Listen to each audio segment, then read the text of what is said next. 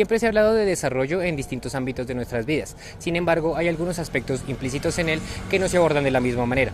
Tal es el caso del postdesarrollo, un concepto que propone una idea diferente de entender el desarrollo económico y social. Pero, ¿qué significa esto en realidad? En este video ahondaremos en sus ideas principales y su diferencia con el enfoque tradicional de crecimiento económico.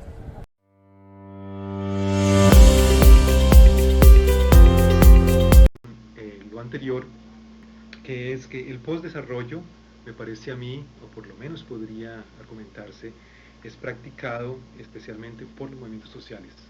De que hoy en día son los movimientos sociales los que enactúan, para usar el término que usan Maturana y Varela, enactúan, practican y aún teorizan en cierta forma el postdesarrollo. Y que ya, dado que este es el hecho, entonces la producción intelectual, teórico-práctica de los movimientos sociales se convierte de esta forma también en un objeto privilegiado de análisis por parte de los cientistas sociales y de la gente interesada en general en el cambio social. Comenzaré entonces. En la segunda mitad del siglo XX, el neoliberalismo se centró principalmente en el crecimiento económico, medido por indicadores como el PIB, con el fin de cuantificar de alguna manera el aumento en la producción de bienes y servicios. Sin embargo, este enfoque acepta que puede generar desigualdad, concentración de riquezas y uso indebido e incentivo de recursos naturales. Por otro lado, las teorías desarrollistas dicen considerar mejoras en la calidad de vida, como acceso a la educación, a la salud y una distribución más equitativa de los recursos. Pero son estas mismas teorías las que reconocen que ningún sistema puede crecer de manera indefinida sin afectar a su sostenibilidad. El desarrollo es un enfoque que propone una alternativa al modelo tradicional de desarrollo. En lugar de enfocarse solo en el crecimiento económico, sugiere un cambio hacia principios como la preservación ambiental, la integración social, el consumo colectivo y el bienestar de las generaciones futuras. En muchos países en desarrollo, el crecimiento económico depende de la explotación de recursos naturales, lo que lleva a una economía centrada en la producción primaria, con menos inversión en ciencia y tecnología. Esto puede influir en su posición en las cadenas globales de valor y en el impacto ambiental. El posdesarrollo propone un cambio cultural hacia la preservación ambiental, la integración social, el consumo colectivo y el bienestar de generaciones futuras. Esto requiere que el Estado fomente una economía que articule aspectos productivos, sociales y ambientales. Además, busca transformar las estructuras de producción y consumo para hacerlas más conscientes y sostenibles, promoviendo el buen vivir como una alternativa frente a los efectos negativos del desarrollo económico tradicional, concluyendo así en la necesidad de reflexionar sobre el progreso humano desde un enfoque que restaure las condiciones de la naturaleza y fomente un desarrollo más equitativo y Para sostenible. entender el posdesarrollo, primero tenemos que mirar atrás, a su contexto histórico. A comienzos de los años 90 surgieron críticas radicales que cuestionaron la esencia misma del desarrollo. Ya no se trataba solo de mejorar las políticas o ajustar los modelos económicos. Comenzó a surgir una mirada distinta, inspirada en el pensamiento postestructuralista de Michel Foucault, que planteó que el desarrollo no era una simple meta, sino un discurso de poder, un discurso que imponía la modernización, la idea de progreso y la apropiación de la naturaleza, como si fueran verdades universales, válidas para todos los pueblos y culturas.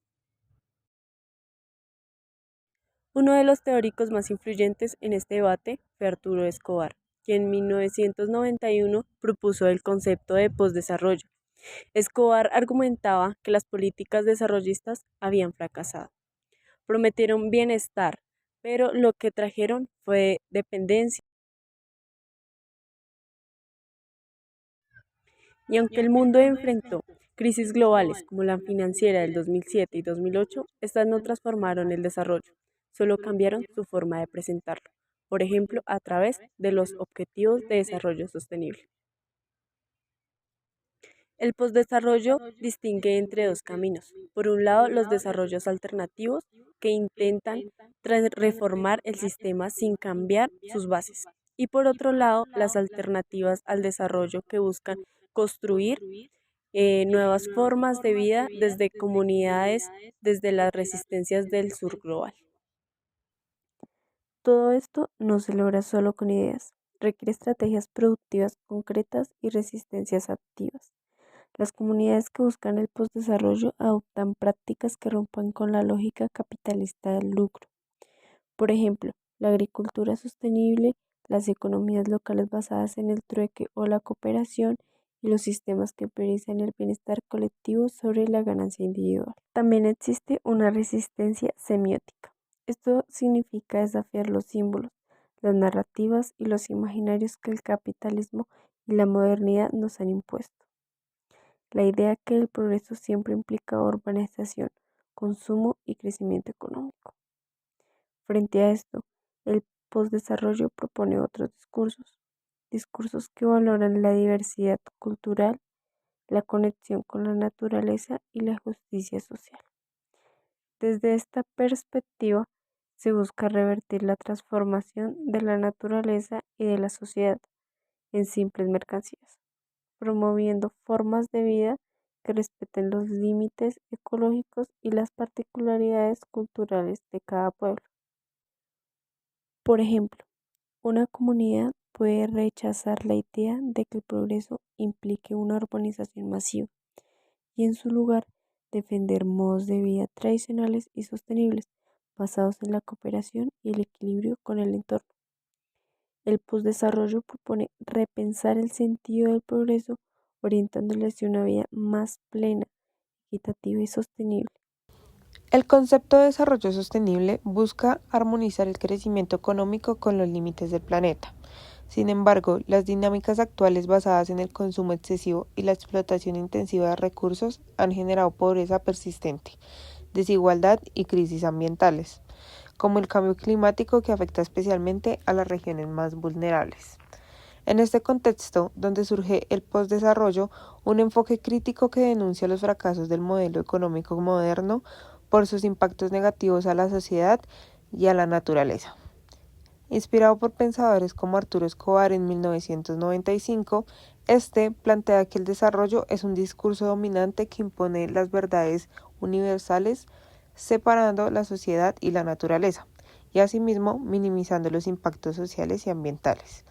En países como Colombia, el modelo extractivista basado en la minería y la agroindustria intensiva han incrementado la riqueza, pero también la vulnerabilidad económica y la degradación ambiental.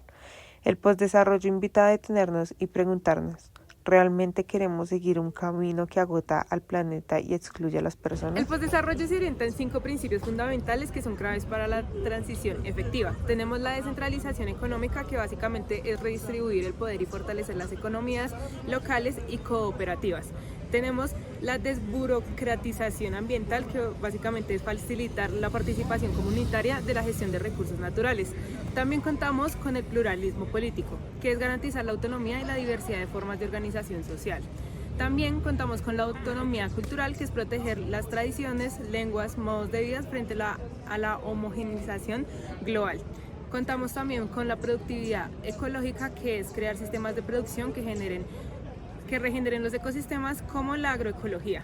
Estos principios no son teóricos, sino herramientas prácticas para un cambio real aplicables en las estrategias como el buen vivir. A pesar de sus aportes, el postdesarrollo no está libre de críticas. Algunos autores sostienen que al enfocarse tanto en el discurso, ignora problemas materiales como la pobreza y el capitalismo. Presenta una visión generalizada del desarrollo sin reconocer diferencias entre estrategias y romantiza tradiciones locales, obviando que lo local también tiene sus relaciones de poder. Además, se le acusa de ofrecer una visión generalizada del desarrollo sin reconocer las diferencias entre contextos.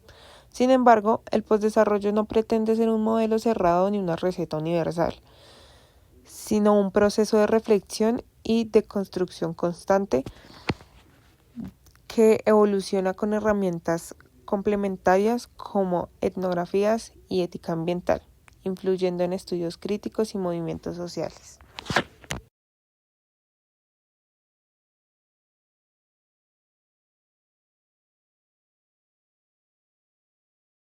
Por último, volvería al cuento de mi pregunta, como pregunta de la imaginación utópica, de si es posible repensar y reconstruir el mundo desde la perspectiva de la multiplicidad de prácticas de diferencia ecológicas, económicas, culturales que aún existen, que están imbricadas obviamente con la modernidad, con el desarrollo, con el capital, pero que continúan siendo diferentes de todas formas, que no pueden ser reducibles o reductibles a la dinámica de la modernidad o del capital, y que por tanto pueden servir como base de pensamientos diferentes, alternativos y de construcciones práctica, teórica, alternativa. Me parece también, finalmente, de que si miramos a nivel mundial, esta es una tendencia que está ganando cierto momento, en el sentido de que pueden ya verse, y hay unas pocas personas que están empezando a escribir sobre esto, la vinculación de movimientos en defensa del lugar, como lo que mencionaba en la costa pacífica de Colombia, que puede en cierta forma, al menos parcialmente, ser visto como tal, de que como estos movimientos en distintas partes del mundo se vinculan los unos con los otros y empiezan a formar redes que también pueden ser vistas en términos de la producción de lo que algunos teóricos empiezan a llamar glocalidades, glocalidad en el sentido de que involucran, combinan, articulan lo global o lo local, pero en formas muy específicas, no en la forma en que el capital también articula lo global y lo local, sino desde otras perspectivas, por tanto produciendo otro tipo de realidades espaciales, otro tipo de configuraciones a través de estas redes y coaliciones. Por ejemplo, hay algunos ejemplos ya casi que clásicos, la red de organizaciones indígenas de las Américas, pero también hay redes de organizaciones de mujeres, hay redes que están empezando a ser muy importantes en contra de el libre intercambio, especialmente la Organización Mundial del Comercio, que de hecho se van a estar reuniendo dentro de poco en Seattle, al final de noviembre. Ya hay una movilización a nivel mundial facilitada en cierta forma por esta red que ya cubre todos los continentes, que comienza a movilizar gente, a organizar gente para culminar en una gran manifestación en contra de la Organización Mundial de Comercio en Seattle a final del mes. Estas redes para mí, en cierta forma, presentan una forma esperanzadora de repensar la realidad en tiempos de globalización, que no se deja abatir tan fácilmente, aceptando la globalización como un hecho contundente, aceptando un poco el hecho de que, si algunos de ustedes ven la serie de televisión de Star Trek y conocen, se acuerdan de esta entidad que se llama el Borg es esta entidad inmensa que anda universo tras universo, fagocitando, incorporando todos los mundos, y cuyo motu es la resistencia es inútil, de que para mí esa es la imagen que nos hemos creado de la globalización, pero que, como tal vez lo decía el ecólogo ruso, la globalización también puede tener sus debilidades, y con esto no quiero para nada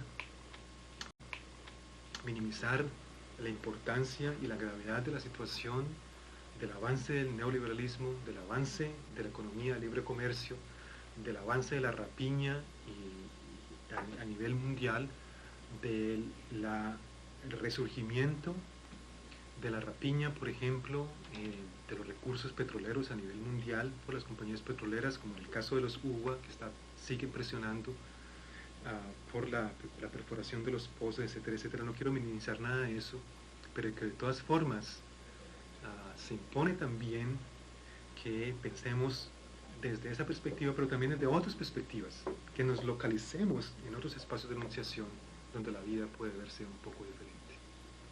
El postdesarrollo tiene limitaciones especialmente por su carácter académico y su débil conexión con la política práctica, con experiencias como el buen vivir en América Latina. Los estudios críticos del desarrollo trabajan en distintos niveles.